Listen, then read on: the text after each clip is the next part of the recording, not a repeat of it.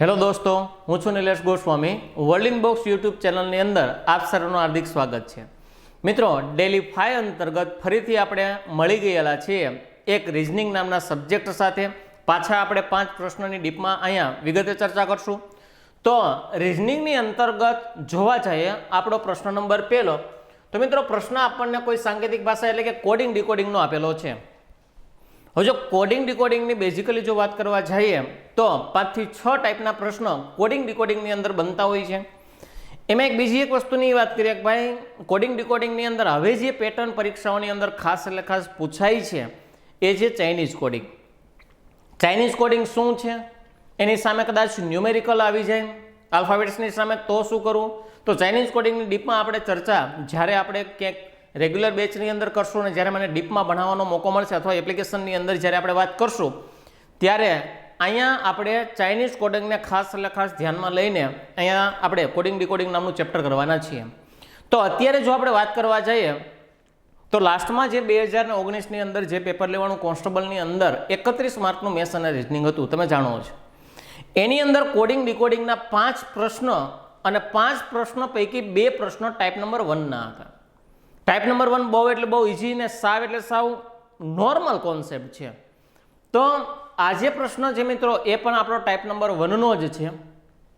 એકવાર ખુદ આ પ્રશ્ન ગણવાની ટ્રાય કરો, વિડીયોને પોઝ કરી અને પછી આગળ ચેક કરો તો તમે જે થિંકિંગ કરો છો એ સાચું છે કે ખોટું.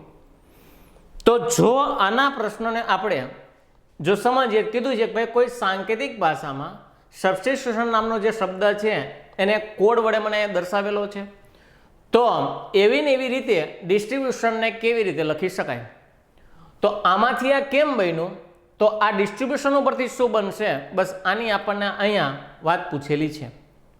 હવે સમજો તો કે ટાઈપ નંબર 1 છે એ કેમ ખબર પડે. ફોર એક્ઝામ્પલ હું અહીંયા મારા નામના એક એક્ઝામ્પલથી લઉં તો અહીંયા કહું છું ભાઈ મારું નામ જે છે એ નિલેશ છે ધારો કે. હવે આની અંદર જુઓ તો કેટલા આલ્ફાબેટ મને જોવા મળે છે, તો કે 6. તો તમારે ચેક કરવાનું આનો જે કોડ જે છે એ પણ 6 આલ્ફાબેટમાં હોવો જોઈએ. ત્યારબાદ આની અંદર જેટલા આલ્ફાબેટ છે એ આલ્ફાબેટ પણ તમને અંદર મળતા હોવા જોઈએ. તો ફાઇનલ વિચારો તો ભાઈ 6 આલ્ફાબેટ છે. આની અંદર NI છે, NI છે, LE છે, SH પણ છે. તો જેટલા અને જેવા આલ્ફાબેટ છે એટલા અને એવા જ આલ્ફાબેટ મને કોડની અંદર આપેલા છે. તો અહીંયા ક્લિયર કટ એમ સમજી શકાય કે જે નામના અહીંયા મને મૂળાક્ષરો આપેલા છે, આલ્ફાબેટ્સ મને આપેલા છે, એમાં એને કંઈક ને કંઈક ઇન્ટરચેન્જ કરેલું હશે. તો આમાંથી આ શું બન્યું છે તો તમે જોઈ શકો. પહેલા ભાઈ H લખો, પછી S લખો, E લખો, L લખો, I લખો અને N લખો. તો મારું જે નામ હતું એને મેં આખું ઉલટા ક્રમમાં લખ્યું, રિવર્સ આખું લખ્યું છે. અમુક સમય બની શકે કે ભાઈ ધારો કે જે નામ છે એની અંદર ધારો કે 3-3ના ભાગ પાડી દે. કેટલાના ભાગ પાડી દે? 3-3. અને એમાં કંઈક સર્ટિફિકેશન કરે. અમુક સમય બની શકે કે 2-2ના ભાગ પાડી દે. તો એ કેવી રીતે ભાગ પાડે છે એ તમને કોડ સમજાવશે કે ભાઈ કોડ ઉપરથી તમને આઈડિયા આવશે. હવે પહેલા આપણો જે શબ્દ છે એને ધારો કે લખવા જઈએ, શબ્દ આપણો વિચારો તો શું છે, તો કે S, U અને B છે. એટલે લખીએ ભાઈ S છે, U છે અને B છે. ત્યારબાદ પાછો S છે, પછી છે TITUTION છે. 2, 4, 6, 8, 10 અને 12 આની અંદર તમને જે મૂળાક્ષરો જોવા મળે છે કેટલા છે, તો કે 12 મૂળાક્ષરો જોવા મળે છે. એનો કોડ પણ લખીએ. ધારો કે કોડ શું કે છે સમજીએ. આ એનો કોડ છે. કોડને લખો તો શું છે, તો કે I છે, T છે, S છે, B છે, U છે, S છે, NOITU અને T. તો મિત્રો આ પણ કેટલા મૂળાક્ષરો ધરાવે છે, તો કે 12. એનો મતલબ એમ કે મેં ટાઈપ નંબર 1ની હમણાં જે મારા નામનું એક્ઝામ્પલ આપીને ચર્ચા કરી એવું જ કંઈક આમાં છે. પણ આમાં જો એક્ઝેક્ટલી શું કરેલું છે અને મારે ચેક કરવું હોય, મારે કોડ ઉપર ફોકસ કરવો જોઈએ. કોડમાં પહેલા શું લખ્યું છે, તો કે I. ફાઇન કરો તો કઈ કઈ જગ્યાએ I છે, તો એક I અહીં છે, એક I અહીં છે. કયો I લીધો એના માટે ડાયરેક્ટલી હું 3 મૂળાક્ષરોને ધ્યાનમાં લઉં કે ભાઈ IT અને S. હજી એકવાર ITS. અહીં વિચારો તો આઈટી નથી, આઈટી છે પણ આગળ એસ નથી એટલે આ આઈનો એનો ઉપયોગ નથી કર્યો. આગળ ચાલુ કરો. આઈટીયુ આપણે શું લેવાનું? આઈટીએસ આ બાજુ નથી જતું. આઈટી અને એસ તો ફાઇનલી આ સાઈડ જાય છે. ક્લિયર છે? હવે ચેક કરો તો શું શું આવ્યું અહીંયા? તો પેલા આઈ આવ્યો, પછી ટી આવ્યો, એસ આવ્યો, બી આવ્યો, યુ આવ્યો અને શું આવ્યો છે? એસ. એનો મતલબ કે 2 ને 2 4 ને 6. હવે શું હતું કે ભાઈ જે 12 મૂળાક્ષરો 12 આલ્ફાબેટ્સ હતા એના 6 ના ભાગ પાડી દીધા. આવું કાંઈક એને કરેલું છે ભાઈ. 6 ના એને ગેપ પડ્યા અને જે 6 ના ભાગ છે એને ઉલટા ક્રમમાં લખેલા છે. તો ફાઇનલ વિચારો તો ભાઈ એ 6 ભાગ પાછા આ 6 ભાગ આને પણ એને રિવર્સ લખ્યા હોય. પેલા એન લખો, ઓ લખો, આઈ, ટી, યુ અને શું લખેલું છે તો કે ટી. તો ક્લિયર કટ હવે મને એટલી ખબર પડી કે ભાઈ 6 ના ભાગ પાડી અને આખે આખા આલ્ફાબેટ્સને રિવર્સ ક્રમમાં શબ્દને લખેલો છે. તો વાત કરીએ ડિસ્ટ્રીબ્યુશન એના 6 ના પહેલા હું ભાગ પાડી દઉં. અહીંયા 2, 4 અને 6 એટલે આઈ સુધી ભાગ પડશે. ત્યારબાદ બાકીના છે એ બી થી એન સુધીના. આને કેવી રીતના લખવાનું? રિવર્સ ક્રમમાં. તો રિવર્સ લખો એટલે પહેલા શું આવે? I R T. તો અહીં લખું છું આઈ આર અને ટી. ત્યારબાદ શું આવશે? S I D. તો ફાઇનલી એસ આઈ અને શું આવશે? ડી. આ 6 મારા પૂરા થઈ ગયા. ત્યારબાદ ચેક કરો તો એન ઓ આઈ એટલે કે એન ઓ આઈ પછી આવશે N O I T U B. તો અહીં છે ટી યુ અને શું આવશે તો કે બી. એટલે આ મારા 12 મૂળાક્ષરો કમ્પ્લીટ સંપૂર્ણપણે પૂરા થઈ ગયેલા છે. ઓપ્શન ચેક કરો તો આવું ક્યાંક હોવું જોઈએ. I R T S, I R T S આ આવે છે. અહીંયા કે આઈ આર ટી એસ નથી, અહીંયા પણ આઈ આર ટી એસ નથી. અહીંયા વિચારો આઈ આર ટી એસ છે, પાછું વિચારો આઈડી, અહીંયા પણ આઈડી છે, અહીં પણ આઈડી છે. એટલે આ 6 તો બેયમાં લાગુ પડે જ છે. આગળ ચેક કરો તો ભાઈ એન ઓ આઈ. અહીં વિચારો એન ઓ આઈ છે ના, એનો કે આ ન હોઈ શકે. આ વિચારો N O I T U B, T U B પણ છે એટલે આપણા પ્રશ્નનો જે જવાબ આવશે શું આવશે તો કે એ આવશે. હવે અહીંયા એક વસ્તુ ક્લિયર કટ એ કહી દઉં, જ્યારે આ પ્રશ્ન પરીક્ષાની અંદર પૂછાય છે તો પછી આ લખવા જવાની કોઈ જરૂરિયાત છે નહીં. પ્રશ્નો ઉપરથી સીધો તમે ઓપ્શન ફાઇન્ડ કરી શકો. રેડી? આગળના પ્રશ્નની વાત કરશું. આગળનો પ્રશ્ન જોવા જઈએ તો એક મિત્રો એક તમને કહી દો કે ભાગુ સભાનો પ્રશ્ન છે પણ મેં એક હાયર લેવલનો પ્રશ્ન લીધેલો છે જે કદાચ ક્લાસ 1 ની અંદર અથવા સુપર ક્લાસ 3 ની અંદર આવવાની શક્યતાઓ રહે. પ્રશ્નને એકવાર સમજો તો તમે ખુદ અને પછી ટ્રાય કરો તો ત્યારબાદ હું પ્રશ્નનો જવાબ આપવાનો જ છું ભાઈ આની શોર્ટકટ શું હોઈ શકે અથવા તો કેવી રીતના ફટાફટ ઓપ્શન ઉપરથી જાઓ એના કરતાં તમારા થિંકિંગ ઉપરથી જાશો તો વધારે બેટર રહેશે. કે આપેલા સમીકરણને જો સાચું બનાવવું હોય તો કઈ બે નિશાનીઓ, ફરીથી એકવાર કઈ બે નિશાનીઓ પરસ્પર બદલવી પડશે. હવે અહીંયા એક સમજો તો પહેલા આપણે આપણું જે સમીકરણ આપ્યું છે એને જ લખી નાખીએ કે મને આપ્યા છે 30 માઇનસ 6 ભાગ્યા 4 પ્લસ 2 ગુણ્યા 3 બરાબર 7. કોઈ પણ બે નિશાની તમારે ચેન્જ કરવાની છે, ઇન્ટરચેન્જ. કે ભાઈ પ્લસ છે, ધારો કે આ અહીંયા પ્લસ છે, પ્લસની જગ્યાએ માઇનસ લઈ લો, માઇનસની જગ્યાએ પ્લસ લઈ લો. બે જ નિશાની પરસ્પર ચેન્જ કરવાની છે. ત્યારબાદ જે સમીકરણ છે એ મારું સાચું થવું જોઈએ, સંખ્યા નહીં. અમુક સમય એવો પણ પ્રશ્ન પૂછી શકાય કે ભાઈ કઈ બે સંખ્યા ચેન્જ કરવાથી અથવા તો કઈ બે સંખ્યા પરસ્પર બદલાવાથી. તો સંખ્યા અને નિશાનીમાં ખાસ એટલે ખાસ ફેર છે, અહીંયા ધ્યાન દેજો. હવે પહેલાં એક વસ્તુ વિચારો, ધારો કે હું મારા સમીકરણ ઉપર જ ખાલી નજર નાખું એટલે મને આઈડિયા આવે કે મને ભાગાકારનો જો કોઈ સંબંધ આપ્યો, તમને ખબર છે ભાગુ સંબંધના નિયમ પ્રમાણે પહેલાં ભાગાકાર થવો જોઈએ. તો અહીંયા વિચારો તો ભાગાકાર જે છે શું 6/4 પોસિબલ છે? કોઈ દિવસ નથી.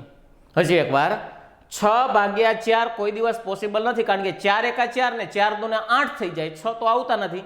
એટલે પહેલાં હું અહીંયા મગજમાં એટલું તો એડ કરી જ દઉં કે ભાઈ મારે ભાગાકાર તો બદલાવવું જ પડશે. હજી એકવાર આ નિશાની અહીંયા સાચી છે નહીં, કોને બદલાવવો પડશે? ભાગાકારને. તો પાછું વિચારો કહો આ ભાગાકાર હું કાઢી નાખું, હાલો મને ખબર પડી ભાગાકાર અહીં સાચો નથી પણ હું ક્યાં ક્યાં મૂકી શકું. તો ફાઇનલી વિચારો તો ભાઈ હું 30/6 પોસિબલ છે, 6 × 5 = 30 થાય. ભાઈ ભાગાકાર અહીં આવી શકે. તો હવે શું થાય કે મારે માઇનસ અને ભાગાકારને ચેન્જ કરવાનો થાય. માઇનસ અને ભાગાકાર આ ઓપ્શન હોઈ શકે. પાછું વિચારો બીજે ભાગાકાર ક્યાં આવે? અહીંયા તો હોય નહીં. અહીં વિચારો અહીંયા આવી શકે, 4/2 આ થઈ શકે. તો કે ભાગાકાર અને પ્લસને પણ બદલાવાનો થાય. બે નિશાની સાચી છે. વિચારો અહીંયા ભાગાકાર હોઈ શકે તો કે ના, 2/3 તો કોઈ પોસિબલ નથી. તો મારી પાસે બે ઓપ્શન વધ્યા. આ એક તમારે એક થિંકિંગ કરવા માટે બે ઓપ્શન વધ્યા છે. બે ઓપ્શનની અંદર ઓપ્શન તો નહીં જ તે બે મારી પાસે પોસિબિલિટી વધી છે કે કાં ભાગાકાર આરે હું માઇનસ ચેન્જ કરું એટલે માઇનસ અહીંયા ભાગાકાર આવી જાય ને અહીંયા માઇનસ આવી જાય તો ભાઈ ભાગાકાર પોસિબલ છે. ભાગાકાર એનું પ્લસ ચેન્જ કરું તો અહીંયા ભાગાકાર આવી જાય પ્લસ આવી જાય તો પણ પોસિબલ છે. એટલે મારી પાસે કાં શું વધે? માઇનસ ભાગાકાર અથવા પ્લસ ભાગાકાર, બેમાંથી એક મારો સાચો ઓપ્શન હશે, એક જવાબ સાચો હશે. તો ઓપ્શન ચેક કરો તો કે આમાંથી કયું અવેલેબલ છે? પ્લસ ગુણાકાર એ તો નથી જ, કારણ કે મારા ભાગાકાર તો લેવાનો જ છે. પ્લસ માઇનસ આ પણ નથી, કારણ કે ભાગાકાર તો મારે લેવાનો જ છે. માઇનસ અને ભાગાકાર આપણી પાસે પોસિબિલિટી છે. આ વિચારો, માઇનસ અને ગુણાકાર આ પણ પોસિબલ છે નહીં. એટલે આપણો ફટાફટ આન્સર આવી ગયો. કયો આવી ગયો મિત્રો? સી જવાબ આવે છે. કોઈ પણ વસ્તુને મેં ચેક નથી કરી, માત્ર ને માત્ર ખાલી ચેન્જ કર્યું કે ભાઈ ભાગાકારની પોસિબિલિટી ક્યાં ક્યાં છે. ભાગાકારને મારે ચેન્જ કરવો પડે. શું કામ? 6/4 કોઈ પોસિબલ જ નથી. હવે એક વસ્તુ વિચારો તો આપણને એમ થાય કે આ વળી શું સાચું છે ખોટું, તો એને પણ આપણે ચેન્જ કરીને સોલ્વ પણ કરી લઈએ કે ભાઈ કઈ બે ચેન્જ કરવી પડશે? માઇનસ અને ભાગાકાર. તો સંખ્યા તો એમની એમ રહેશે. 30 માઇનસનું શું થઈ જાય છે? ભાગાકાર. 6 ભાગાકારનું શું થઈ જાય? -4 + 2 × 3 બરાબર કેટલા થવા જોઈએ? 7 થવા જોઈએ. હવે આ સાચું છે ખોટું? આ બાજુ 7 છે તો આ બાજુનું સમીકરણ પણ મારે 7 થવું જોઈએ. અહીં ચાલો કરો. 6×35 એટલે 5×5 માઇનસના માઇનસ 4×4 પ્લસના પ્લસ ને 3 દૂને કેટલા થઈ જશે? તો કે 6 બરાબર કેટલા આપ્યા છે? તો કે 7. હજી એક વાર અહીંયા 6×35 4×4 3 ને 2 તો કે 6 બરાબર 7. પાછું વિચારો, 5 માંથી 4 જાય એટલે 1 અને 1 માં હું 6 નાખું તો ફાઇનલી 7 બરાબર કેટલા આવી ગયા? 7. આપણું સમીકરણ શું થઈ ગયું? સાચું. ડાબા બરાબર જબા. તો આપણા જે પ્રશ્નનો જવાબ આવવાનો છે શું હશે? તો કે સી મારો જવાબ આવશે. હવે અહીં એક ચેક કરો તો ધારો કે આ પણ ઓપ્શન હોત તો ભાગાકાર અને પ્લસ, તો ફોર એક્ઝામ્પલ ધારો કે અહીંયા ભાગાકાર અને પ્લસ છે આ ઓપ્શનની અંદર, તો મારે એ પણ ચેક કરવો પડે તો એમાં જવાબ ન આવે. એટલે બે વસ્તુ ચેક કરો ત્યાં તમારો ફાઇનલી આન્સર આવી જાય. 4 ઓપ્શન ચેક કરવાની કોઈ જરૂરિયાત રહેતી નથી. થોડુંક અમથું ડીપમાં ચેક કરો, ભાગાકારની પોસિબિલિટી લઈને ચાલશો એટલે ઓટોમેટિકલી તમને તમારો જવાબ મળવા પાત્ર છે. જોઈએ આગળનો પ્રશ્ન. આગળના પ્રશ્નમાં એવું કહી દે છે કે ભાઈ કોઈ સામાન્ય વર્ષમાં 53 રવિવાર આવવાની સંભાવના શું? તો મિત્રો ખાસ એટલે ખાસ ઘણી બધી પરીક્ષાઓની અંદર પૂછાણેલો પ્રશ્ન. એની અંદર તમે કદાચ જીપીએસસી થી માંડી અને તલાટી સુધીમાં ઘણી બધી વખત આના આ પ્રશ્નો પૂછાણેલા છે. પેલા મને એ કહેતો ભાઈ કયા વર્ષની વાત છે? તો કે સામાન્ય વર્ષ. હવે સામાન્ય વર્ષ હશે તો એની અંદર દિવસો કેટલા હશે? 365 દિવસો હોવાના છે. અને લીપ વર્ષ હશે તો કેટલા હશે? તો કે 366. હવે એક વસ્તુ પેલા એ વિચારી લ્યો તો ભાઈ 365 ને હું 7 વડે ભાગું, કારણ કે અઠવાડિયા કેટલા હોય? 7. અઠવાડિયામાં દિવસો કેટલા હોય? 7. તો ફાઇનલી 365 ને 7 દિવસોની હું વાત કરવા જાઉં, 7 દિવસોનું એક અઠવાડિયું, આપણને કેટલા રવિવાર? 53 રવિવાર, એટલે કે 53 અઠવાડિયા કીધા છે. ને ઇનડાયરેક્ટલી 53 રવિવાર છે એટલે 53 અઠવાડિયા જ કીધા છે, કારણ કે એક અઠવાડિયામાં એક રવિવાર આવે. તો ટોટલ એક અઠવાડિયાની અંદર 7 દિવસોને 7 વડે ભાગી નાખું. તો અહીંથી વિચારો તો ભાઈ 7 પંચાને કેટલા થઈ જશે? તો કે 30. વૈધા કેટલા? 6. ઉતાર્યા કેટલા? તો કે 5. 7 પંચાને 35. વૈધા કેટલા? 1 અને ઉતાર્યા કેટલા? 5. હવે ચેક કરો તો ધારો કે 7મો ઘડિયો પાછો બોલો તો ભાઈ 15 ને વટતા નહીં, તો ફાઇનલી 7 દૂને કેટલા થઈ ગયા? તો કે 14. તો અહીંયા વધે છે કેટલા? તો કે 1 વધે છે. હવે અહીંયા સમજો તો ધારો કે ટોટલ અઠવાડિયા કેટલા હશે ભાઈ? 52. તો ગમે તે વર્ષની અંદર 52 અઠવાડિયા તો હશે ને હશે જ. પણ હવે વિચારો તો હજી એક મારી પાસે દિવસ કેટલો વધ્યો? 1. તો 52 અઠવાડિયા અને પ્લસ વધારાનો દિવસ કેટલો હશે મિત્રો? 1 દિવસ હોવાનો છે. હજી એકવાર 52 અઠવાડિયા અને વધારાનો દિવસ કેટલો હશે? 1. હવે સમજો તો કે અહીંને કેટલા રવિવાર કીધા? તો કે 53. એનો મતલબ એવો હતો કે ભાઈ 52 અઠવાડિયા હોય તો 52 રવિવાર તો આવવાના જ છે, તો કમ્પલસરી ફિક્સ જ છે, 52 રવિવાર તો આવશે જ. પણ હજી એક વધારાનો દિવસ છે. એક વધારાનો દિવસ છે એનો મતલબ એવો થાય કે ભાઈ એમાં શનિવાર, રવિવાર, સોમવાર, મંગળવાર, બુધવાર, ગુરુવાર, શુક્રવાર ગમે તે આવી શકે. તો ફાઇનલી મારી પાસે રવિવાર દિવસો કેટલા વધ્યા છે? 1. અને ટોટલ વાર કેટલા હોય? તો કે 7. એટલે આપણા પ્રશ્નનો જવાબ શું આવશે? 1/7.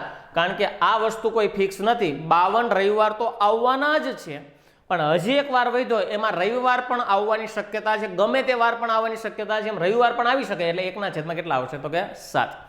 પણ અહીંયા ધારો કે નામ હું ચેન્જ કરી નાખું, લીપ વર્ષ કરી નાખું. હજી એક વાર કેવું વર્ષ કરી નાખું? લીપ વર્ષ. તો અહીંયા 366 દિવસ થાય, 52 અઠવાડિયા તો હોય જ તે, પણ વધારાના કેટલા દિવસ હોય ભાઈ? વધારાના 2 દિવસ હશે. તો 2 દિવસની અંદર શનિ રવિ પણ હોઈ શકે, અથવા તો રવિ સોમ પણ હોઈ શકે. એટલે એક દિવસ ને બીજો દિવસ, તો રવિવાર અહીંયા આવી શકે અને અહીં પણ આવી શકે.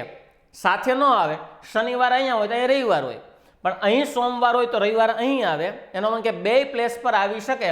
તો લીપ વર્ષ હશે ત્યારે મારી પાસે 2 પ્લેસ વધીને છેદમાં કેટલા આવશે? તો કે 7. તો સામાન્ય વર્ષ કે તો 1/7 અને લીપ વર્ષ કે તો 2/7. નંબર 2, અહીંયા વાર કયો આપ્યો છે? રવિવાર. સોમવાર, મંગળવાર, બુધવાર, ગુરુવાર, શુક્રવાર કે શનિવાર, ગમે તે વાર આપે, જવાબ તો 1 નો 1 જ આવશે. 1/7 અને 2/7. સામાન્ય હોય તો 1/7, લીપ હોય તો 2/7. અહીં સામાન્યનો પૂછેલો છે, એનો મતલબ કે જવાબ શું આવશે? તો કે 1/7 મારા પ્રશ્નનો ફાઇનલ આન્સર આવવાનો છે. તો મિત્રો આ તો આપણા કેલેન્ડરની અંદર અને સંભાવના પૂછી છે. ક્લિયર છે? તો કેલેન્ડરની અંદર આપણે જ્યારે એપ્લિકેશનની અંદર જે કોઈ વાત કરેલી છે એમાં ડીપમાં આવ ચર્ચા કરેલી. આ તો અહીંયા ખાલી વર્ષની વાત છે. ધારો કે તમને મહિનામાં પૂછે કે ભાઈ જાન્યુઆરી મહિનામાં 5 બુધવાર આવવાની સંભાવના, એ પણ આપણે અહીંયા મહિનાઓના પણ ટાઈપ લીધેલા છે. તો ખાસ એટલે ખાસ ધ્યાનમાં લેવું. તો આ તો આપણો અહીંયા પ્રશ્ન. આગળ જોવા જઈએ. આગળનો પ્રશ્ન પાછો નોન વર્બલ એટલે આકૃતિવાળો. આકૃતિમાં કીધું છે કે ભાઈ આપેલી આકૃતિને જો પાણીમાં જોવામાં આવે તો યોગ્ય વિકલ્પ પસંદ કરો. આ એક મને કોઈ પણ પ્રકારની આકૃતિ આપેલી છે, AB રહ્યા ને, AB એ પાણી દર્શાવે છે. તો આ જે આકૃતિ છે એને ધારો કે પાણીમાં જોવામાં આવે તો શું ચેન્જીસ થાય? હવે ખાસ એટલે ખાસ સમજવાનું કે ભાઈ જ્યારે અરીસામાં જોવો ત્યારે ડાબું જમણું ચેન્જ થાય અને પાણીમાં જોવો એટલે ઉપર નીચે ચેન્જ થાય. ખાસ એટલે ખાસ સમજો. જ્યારે તમે પાણીમાં જોવો ત્યારે ડાબું જમણું, અરીસામાં જોવો ત્યારે ડાબું જમણું ચેન્જ થાય અને પાણીમાં જોવો ત્યારે શું ચેન્જ થશે? તો કે ઉપર નીચે ચેન્જ થવાનું છે. પાછું વિચારો, ક્યાં જોવાની છે? પાણીમાં, એટલે ઉપર નીચે ચેન્જ થાય. આ આકૃતિને સમજો તો ધારો કે અહીંયા આપણે અલગ ડ્રો જ કરીએ. જે વસ્તુ નજીક હશે ને એ નજીક દેખાશે. તો વિચારો કે આ જે પાણી છે, પાણીની નજીક કોણ આવ્યું? તો આ પંચકોણ આવ્યું.